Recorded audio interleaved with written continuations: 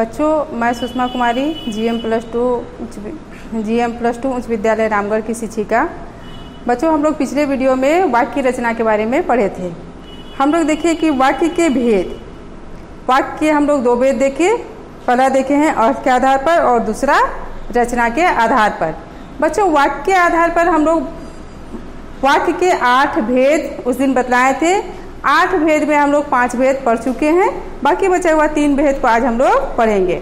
एक बार फिर से बतलाते हैं कि 8 भेद उसमें से कौन कौन है। अर्थ के आधार पर वाक्य के 8 भेद में है, पहला था विधानवाचक, दूसरा था निषेधवाचक, तीसरा विधिवाचक, चौथा प्रश्नवाचक, 5वां इच्छावाचक। बच्चों, हम लोग 5वां इच्छावाचक तक पढ़े हैं। उसके बाद आज हम लोग पढ़ेंगे संदेहवाचक। संदेहवाचक वाक्य, इसमें वाक्य बोलने से ही पता चल रहा है संदेह। संदेह यानी कोई भी बात को हम जो बोल रहे हैं उसमें संदेह है, यानी कि वो स्पष्ट नहीं है कि वही होगा। होने की संभावना है, हो भी सकता है और नहीं भी हो सकता है। संदेह यानी शक है उस पर। तो इसलिए से कहते हैं इन वाक्यों में वक्ता यानी बोलने वाला प्रायः संदेह की भावना को व्यक्त करता है। क्या करता है? संदेह की भावना को व्यक्त करता है, प्रकट करता है। वो बोलता है लेकिन वो स्पष्ट नहीं है क्या वो काम होगा ही होगा या होने की संभावना है। तो इसमें कहते हैं कि इन वाक्यों में कार्य में संदेह अथवा संभावना का बोध होता है। बच्चों, बोध के मतलब पिछले बार भी बताया, बोध यानी ज्ञान, जो जानकारी हमें मिलती है। तो इसमें है संदेहवाचक वाक्य में इन वाक्यों में वक्ता प्रायः संदेह की भावना को प्रकट करता है। इन वाक्यों में कार्य में संदेह अथवा संभावना का बोध होता है कि काम होगा या नहीं। तो इसमें देखो उदाहरण है बच्चों, शायद आज वर्षा हो। कह रहे कि शायद आज वर्षा हो। वर्षा हो भी सकता है और नहीं भी हो सकता है। शायद यानी संभावना है कि मौसम ऐसा है कि शायद आज वर्षा हो सकता है, नहीं भी हो, कोई जरूरी नहीं है, लेकिन शायद संभावना है। और दूसरा है संभवतः वह आज आ जाए। संभावना है कि वह आज आएगा, संभावना है, कंफर्म हम नहीं है कि वो आएगा ही आएगा, लेकिन संभावना है कि शायद वो आ जाए। बच्चों, 7वां है विस्मयादि बोधक। क्या है? विस्मयादि बोधक। बच्चों, विस्मयादि, विस्मय जिसको कहते हैं आश्चर्य।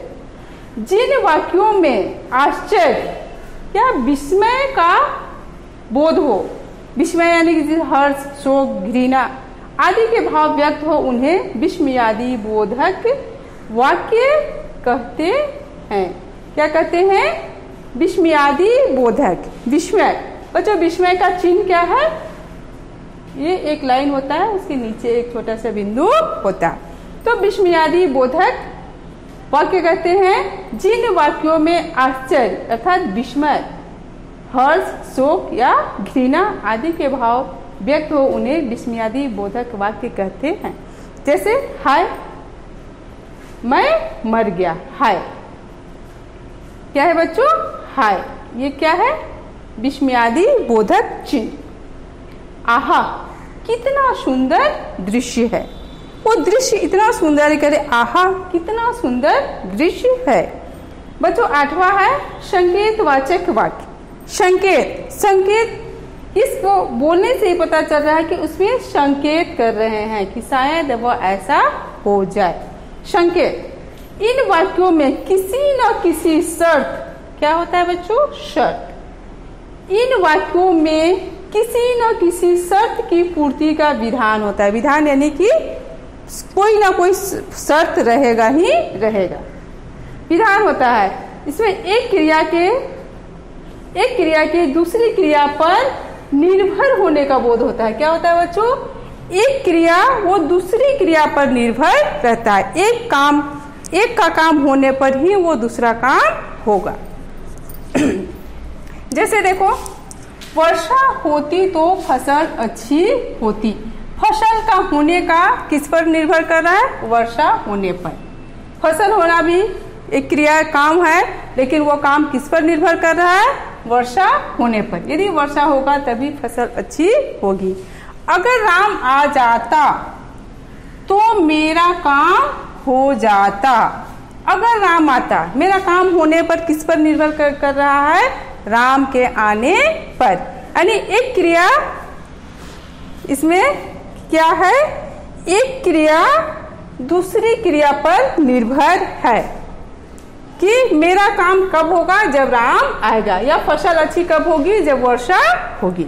समझ में आया बच्चों कि संकेतवाचक में है कि जब तक एक क्रिया नहीं होगा तब तक दूसरे काम नहीं होगा। यानी एक काम होने पर ही, एक काम पर ही दूसरा काम निर्भर होता है। जिसमें हम लोग देखें कि क्या है? वर्षा होगी तभी फसल अच्छा होगा, राम आएगा तभी मेरा काम होगा। बच्चों इतना समझ में आ गया? ये हम लोग पढ़े थे कि अर्थ के आधार पर वाक्य भेद। बच्चों अब हम लोग पढ़ेंगे रचना के आधार पर वाक्य भेद। बच्चों रचना के आधार पर वाक्य को 3 भागों में बांटा गया है। रचना के आधार पर वाक्य को 3 भागों में बांटा गया है। पहला है सरल वाक्य अथवा साधारण वाक्य, दूसरा है संयुक्त वाक्य और तीसरा है मिश्र वाक्य। बच्चों अब इन तीनों वाक्यों को हम लोग अलग अलग करके पढ़ेंगे कि सरल वाक्य क्या है, संयुक्त वाक्य क्या है और मिश्र वाक्य क्या है। बच्चों इसमें पहला हम लोग पढ़ते हैं सरल वाक्य कि सरल वाक्य अथवा साधारण वाक्य क्या है।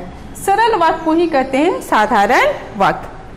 बच्चों ये बहुत ही महत्वपूर्ण है, हमेशा परीक्षा में पूछता है वाक्य परिवर्तन या ये कौन सा वाक्य है, सरल वाक्य है, संयुक्त वाक्य है या मिश्र वाक्य है। तो एक एक करके हम लोग इसको देखते हैं कि सरल वाक्य क्या है। बच्चों इसमें सरल वाक्य जिस वाक्य में एक क्रिया हो, कितना क्रिया हो? एक क्रिया हो, अर्थात एक ही विधेय हो, भले ही कर्ता यानी कि उद्देश्य एक से अधिक हो, उसे सरल या साधारण वाक्य कहते हैं। बच्चों इसमें है कि जिस वाक्य में एक क्रिया हो, अर्थात एक क्या हो? विधेय हो, भले ही कर्ता यानी कि उद्देश्य एक से अधिक हो, उसे सरल वाक्य कहते हैं। बच्चों हम लोग पिछले वीडियो में ही बतलाए हैं कि विधेय किसे कहते हैं और उद्देश्य किसे कहते हैं, है ना? उद्देश्य और विधेय। तो इसमें हम लोग देखते हैं रेखा खाना खा रही है, तो इसमें क्या है? कर्ता कौन है? उद्देश्य और विधेय कौन है? कि इसमें है कि रेखा खाना खा रही है, तो रेखा क्या है? उद्देश्य है कि रेखा खाना खा रही है, रेखा है उद्देश्य और काम क्या कर रही है? खाना खाने का काम कर रही है। इसमें एक ही है उद्देश्य, रेखा, विधेय एक है, खा रही है। रेखा क्या कर रही है? खाना खाने का काम कर रही है। अब देखो बच्चों दूसरा उदाहरण में है कि रेखा और कुसुम, जगह कम पड़ गया है, रेखा और कुसुम खाना खा रही है। इसमें देखो बच्चों क्या है? विधेय एक ही है, क्या है? खाना खाने का काम कर रही है, लेकिन उद्देश्य क्या है? दो है कि दो, रेखा और कुसुम दोनों काम एक ही कर रही है, खाना खा रही है, इसलिए ये है सरल वाक्य। बच्चों अभी हम लोग देखे सरल वाक्य, उसके बाद देखते हैं संयुक्त वाक्य। संयुक्त वाक्य है बच्चों जहाँ दो या दो से अधिक उपवाक्य, क्या है? जहाँ दो या दो से अधिक उपवाक्य किसी समुच्चय बोधक योजक, योजक का मतलब होता है चिन्ह, जोड़, जोड़ का चिन्ह, योजक अव्यय से जुड़े होते हैं, वो संयुक्त वाक्य कहलाते हैं। क्या कहलाते हैं? जहाँ दो या दो से अधिक उपवाक्य किसी समुच्चय बोधक अव्यय से जुड़े होते हुए संयुक्त वाक्य कहलाते हैं। बच्चों इसमें एक नया शब्द आया, अव्यय। बच्चों अव्यय, अव्यय वे शब्द होते हैं जो, बच्चों अव्यय को हम अविकारी शब्द भी कहते हैं, जिन शब्दों के रूप में लिंग वचन पुरुष या काल के कारण कोई विकार या विकार यानी कोई परिवर्तन नहीं होता है, उसे अव्यय कहते हैं। जैसे किंतु, परंतु, कब, क्यों, कैसे, ये है अव्यय शब्द। क्योंकि तो ये है अव्यय। हम लोग आगे का वीडियो में अव्यय को भी देखेंगे। अभी हम लोग सिर्फ इतनी जानते हैं कि अव्यय को अभिकारी शब्द कहते हैं, जो लिंग वचन कारक के अनुसार उसमें कोई परिवर्तन नहीं होता है। अव्यय यानी कि व्यय मतलब होता है खर्च होना, परिवर्तन होना। अव्यय जो कभी परिवर्तन नहीं होता है, जो का तो उस शब्द को का प्रयोग किया जाता है। तो बच्चों इसमें हम लोग देखते हैं कि जहां दो या दो से अधिक उपवाक किसी समुच्चय बोधक यानी योजक अव्यय से जुड़े होते हैं, वे संयुक्त वाक्य कहलाते हैं। अर्थात इसमें एक से अधिक स्वतंत्र सरल वाक्य होते हैं। क्या होते हैं उसमें? एक से अधिक स्वतंत्र सरल वाक्यों को संयोजक द्वारा जोड़ा जाता है। संयोजक द्वारा जोड़ा जाता है, जिसको एक उदाहरण से हम लोग देखते हैं। मैं पढ़ रहा हूं और तुम लिख रहे हो। क्या है? मैं पढ़ रहा हूं और तुम लिख रहे हो। इसको बच्चों जोड़े क्या है? संयोजक क्या है? योजक चिन्ह है और के द्वारा हम उसे जोड़ रहे हैं। क्या है कि मैं पढ़ रहा हूं और तुम लिख रहे हो। ये है संयुक्त वाक्य। इसमें दो सरल वाक्य है। मैं पढ़ रहा हूं एक स्वतंत्र सरल वाक्य है, तुम लिख रहे हो ये भी एक स्वतंत्र वाक्य है। इस स्वतंत्र वाक्य को हम जोड़े हैं। कैसे जोड़े हैं? समुच्चय बोधक योजक से। ये क्या है? और से हम उसको जोड़े हैं, तो ये बन गया है संयुक्त वाक्य। बच्चों इतना समझ में आ गया? क्या है? जहां दो या दो से अधिक उपवाक्य किसी समुच्चय बोधक अव्यय से जुड़े होते हैं, वे संयुक्त वाक्य कहलाते हैं। इसमें क्या है? एक या एक से अधिक स्वतंत्र सरल वाक्य। जैसे है एक से अधिक स्वतंत्र सरल वाक्य है, मैं पढ़ रहा हूँ और तुम लिख रहे हो। ये भी एक स्वतंत्र सरल वाक्य है और ये भी एक स्वतंत्र सरल वाक्य है। इसको जोड़े किससे है? और से। बच्चों संयुक्त वाक्य में निम्नलिखित बातें अवश्य होती है। कौन कौन सी बातें अवश्य होती है? इनमें आए सरल वाक्यों का स्वतंत्र प्रयोग होता है। इसमें जो दो सरल वाक्य है उसका स्वतंत्र प्रयोग कर सकता है। मैं कर सकते हैं मैं पढ़ रहा हूँ, ये एक स्वतंत्र सरल वाक्य है। तुम लिख रहे हो, ये भी एक सरल वाक्य है। दूसरा है बच्चों, एक दूसरे पर आश्रित न होकर पूरक होते हैं। ये वाक्य जो है एक दूसरे पर आश्रित नहीं है। मैं पढ़ रहा हूँ तो इसके साथ ये होना ही चाहिए, ये नहीं है कि तुम लिख रहे हो। बस सिर्फ ये भी हो सकता है कि मैं पढ़ रहा हूँ या तुम लिख रहे हो। ये आश्रित नहीं होते हैं, बल्कि एक दूसरे के पूरक हो सकते हैं। एक दूसरे पर आश्रित न होकर पूरक होते हैं। सरल वाक्यों की संरचना एक सी होती है। इसमें तो क्या होता है? एक दूसरे पर आश्रित न होकर के क्या होते हैं? पूरक होते हैं, है ना। इसमें देखते हैं कि सरल वाक्य स्वतंत्र प्रयोग हो सकता है। इसमें है सरल वाक्यों की संरचना एक सी होती है, यानी एक जैसा। जैसे क्या है कि मैं खा रहा हूँ और तुम जा रहे हो, या मैं खा रहा हूँ और तुम पढ़ रहे हो। ये ऐसे नहीं होता है कि मैं खा रहा हूँ और जा रहा हूँ, मैं खाना खा रहा हूँ और जा रहा हूँ। एक संरचना एक जैसी होनी चाहिए कि मैं खा भी रहा हूँ और जा भी रहा हूँ। ऐसा नहीं हो सकता कि मैं खाना भी खा रहा हूँ और खाते खाते मैं जा रहा हूँ। इस सरल वाक्यों की संरचना एक सी होती है। दो विरोधी तर्क वाले भी वाक्य नहीं होते। जैसे राम बहुत कंजूस है और वो पैसा बहुत अधिक खर्च करता है।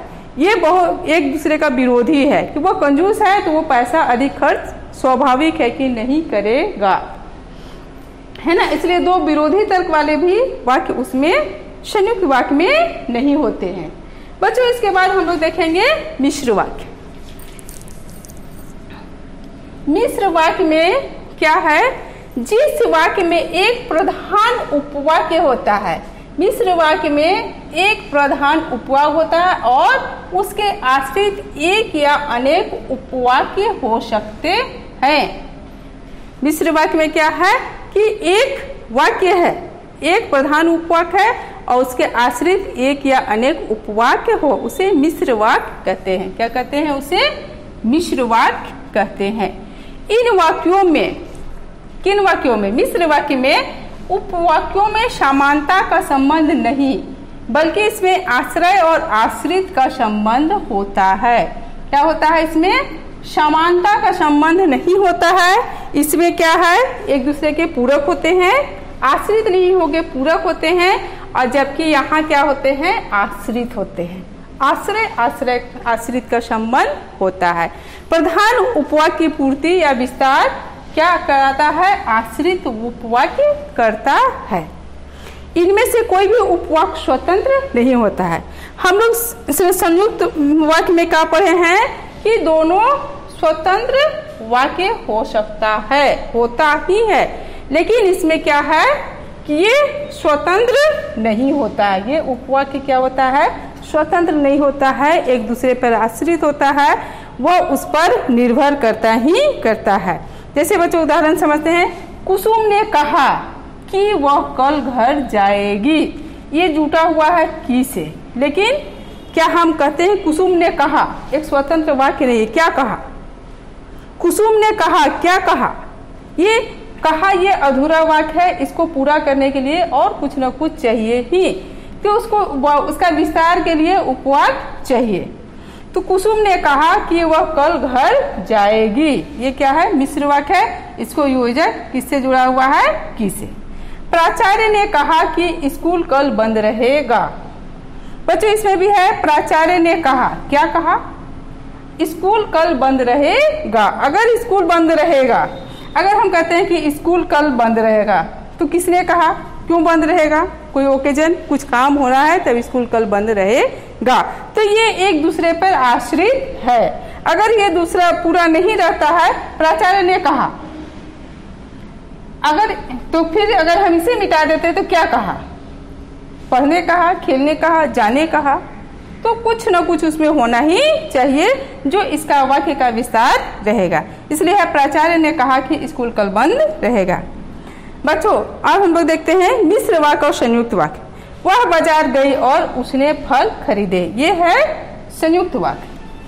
वह बाजार गई और उसने फल खरीदा। संयुक्त वाक्य में वह बाजार गई एक स्वतंत्र वाक्य है, वह बाजार गई, और इसमें हम योजक से जोड़ते हैं तो उसने फल खरीदे।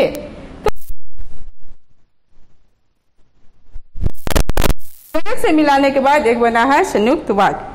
और मिश्र वाक्य ने कहा, उसने कहा कि वह बाजार से फल लाएगी। उसने कहा कि ये एक स्वतंत्र वाक्य नहीं है, ये एक उपवाक्य है, और इसके आश्रित क्या है कि वह बाजार से फल लाएगी।